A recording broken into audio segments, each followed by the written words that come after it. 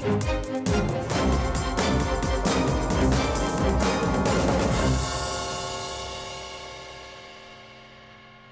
again, everyone. Welcome to another episode of RV Business Capitol Talk, sponsored by the Decatur Corporation.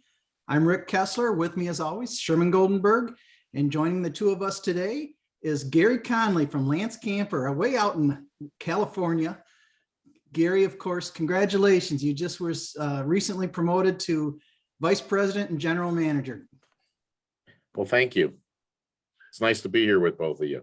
Gary, for a company that's been there how many years? This is our 57th year. Seriously? Yes. Actually, maybe 58 because we started in 65. And you've been there for almost 40 of it, right? Yeah, 40 years in June. Wow.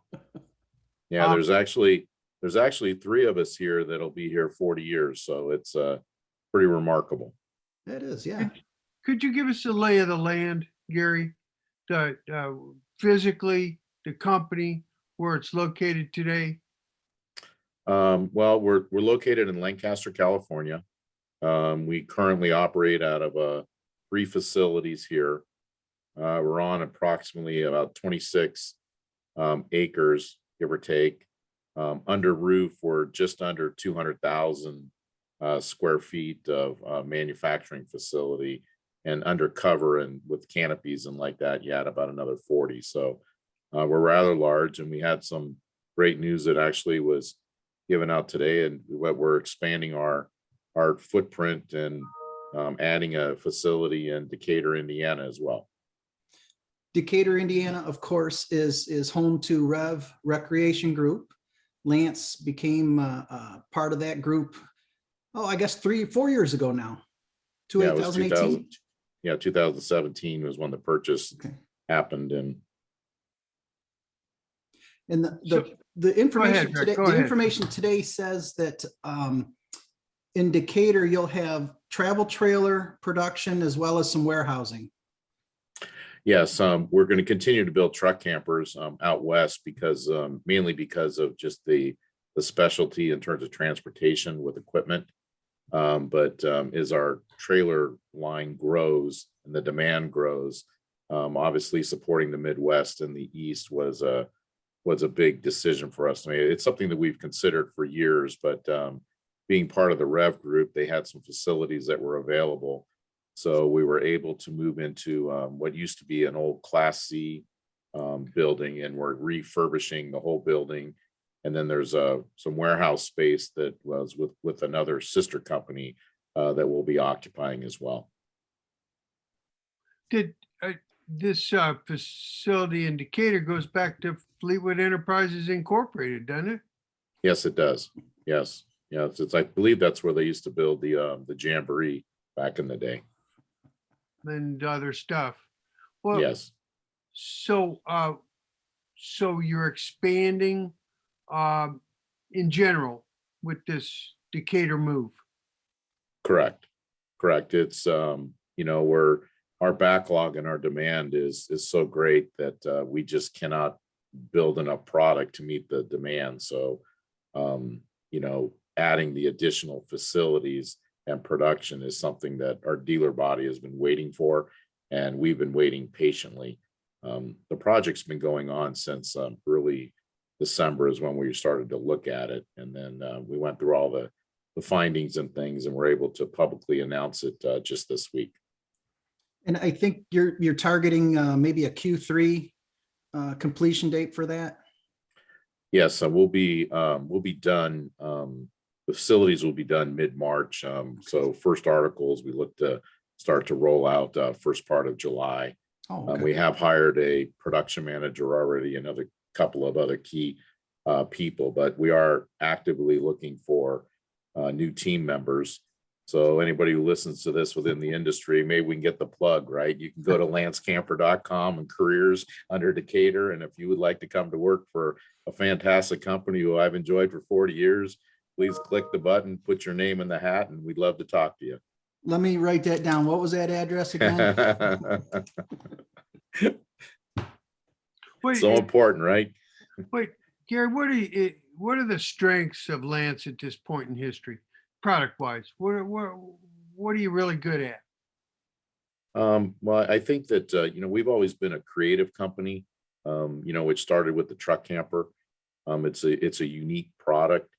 And, you have to deal with a lot of restraints in terms of size, weight, storage capacities, when you're building into a truck bed. So we're really good with small spaces and making a small space big.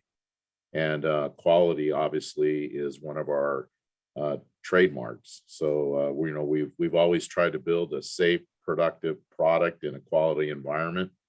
And we like to create, we like to innovate. There's many things that we have innovated over time, and we're going to continue on that path, focused on the quality, and the eye of the customer is something that we value within our facilities, and that's what we try to build to. Maybe it's Travel trailer and truck camper? Correct. Yes. Go ahead, Rick. well, Go I just ahead. wanted to point out, Gary mentioned quality. We probably should note here that Lance, maybe going on 20 years now, has won the RVDA Quality Circle Award. Is that right? 20 years or so? Yeah, I think we're at 19, could be 20. Okay. There's a couple of years that we should have won that we didn't have enough votes. So, those are the ones that, my predecessors, Jack Cole in particular, used to say, Gary, we're missing something here. So we've always driven to be a good business partner with our dealer body, as well as the end user, the customer. That's the strength of our company, word of mouth sales. And it works that way within the industry too, dealers talking to dealers as to why they should do business with us. And we enjoy a quality relationship throughout every part of our business. Would you describe yourself as a niche player, or are you more generalist these days? I think when we first started out, obviously truck campers to a degree are, and our travel trailers, I think we started that way, but the product has actually evolved where it is mainstream, because we get all types of buyers that buy our product now. So I think originally we were focusing there, but it is mainstream at this point. Your travel trailers do tend, well, let me not put words in your mouth. What's the strength of them other than quality? In terms of lengths or in terms of styling, et cetera. Well, we build to tow capacity. So, we have product that can be towed behind a 3,500 pound tow vehicle, which would be your downsized SUVs, if you will, your medium sized SUVs that are in the 6,000 pound. And then once you get over the 6,000 pound tow capacities, then, it's kind of all bets off in terms of what type of trailer that the customer wants to basically tow. So from that aspect, that is our strength, is providing a product that is, what I would call a traditional travel trailer that can be towed behind, a smaller type of tow vehicle. Will you be maintaining your office in California versus Decatur? Are you going to be a Hoosier now? We'll all be out here in California. We're just going to have a little bit more farther reach in the Indiana.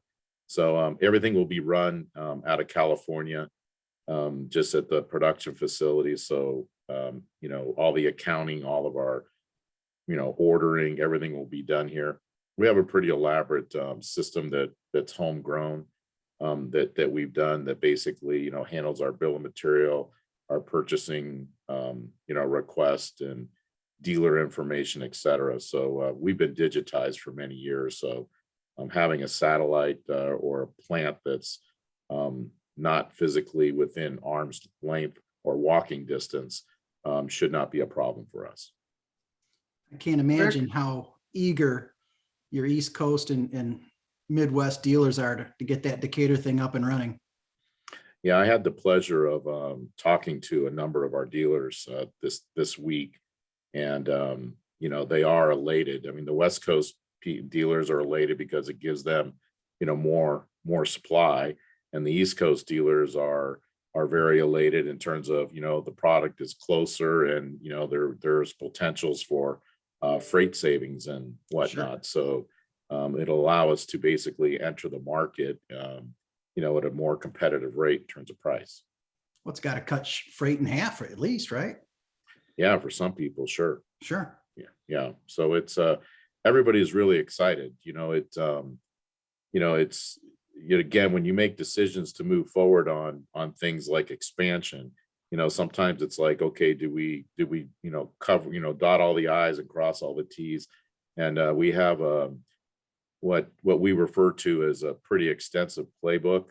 We've been really documenting everything that we do, the processes and whatnot, to basically implement. So right now we have the playbook. Now we just have to execute it. What's your total employment as far as Lance goes at this point? We're production wise, we're about just over 350. I think overall employees, we're probably somewhere in the 400 range. And you anticipate that to grow some? With, Yeah, Decatur? we'll bring on about 125 more employees that'll be based out of Indiana, approximately. And how do you see things looking headed forward? Yeah. Well, we've always kind of sat on an island. So, if certain parts of the market, if they go down, we kind of are stable, and sometimes we go down and the market's going the other way. So we're again, we kind of sit on an island. We're not quite as impacted as other companies would be on certain items. We do have a lot of first-time buyers that buy our product. Close to 33% of our buyers are first-time buyers, which, at our price range is probably, something that people would scratch their head at. But then again, loyal buyers, we have our repeat buyer is somewhere in the high 20s, almost 30%. So we do have great brand loyalty. So those things, really work in our favor. I hope you don't take this the wrong way, Gary, but I think most of the nation thinks California as its own island. That's true. There's no question about it. There's the good and the bad about California, and I can look outside and I realize the good, and you look the other way and you can realize some of the bad. It is a difficult state to operate in, that's for sure. Well, Rick, what else you got? No, we could all always ask about state of the market type stuff. What kind of demand your dealers are telling you is still out there, maybe inventory issues, anything like that? We're still fighting supply chain issues, and we're trying to wrap our arms around that to make sure that we have clear to build product. But our dealer inventory is at a record low. And our retails still continue to be really strong despite not having product on the ground. So it's a real difficult thing. Do you build for stock for a dealer, or do you build the retails?